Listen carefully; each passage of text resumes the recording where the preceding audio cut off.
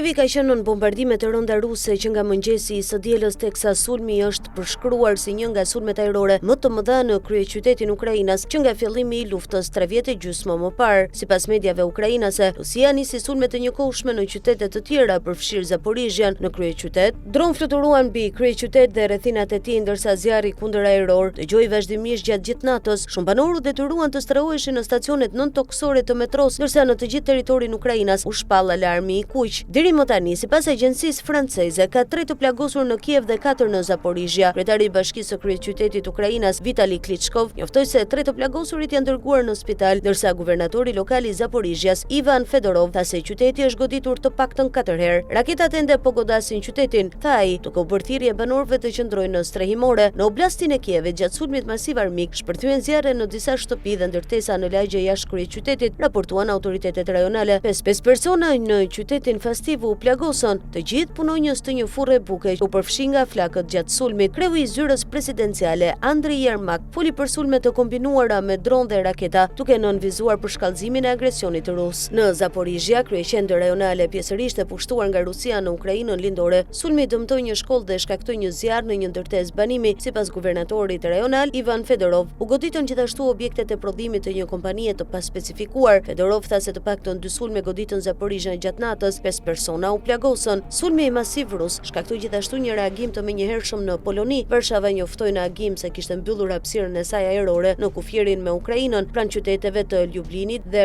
Rzesovit. Forcat e armatosura polake mobilizuan avion luftarak për të siguruar hapësirën ajrore pas bastisjeve të Moskës. Sulmi vjen disa orë pasi ministri i jashtëm rus Sergej Lavrov paralajmëroi se kushdo që përpiqet të rrëzojë një avion rus në hapësirën ajrore të vendit do të pendohet shumë. Lavrov e quajti një veprim të tillë një shkelje flagrante të integritetit dhe sovranitetit territorial të Rusisë, duke përcaktuar tonin për përshkallëzimin e tensioneve.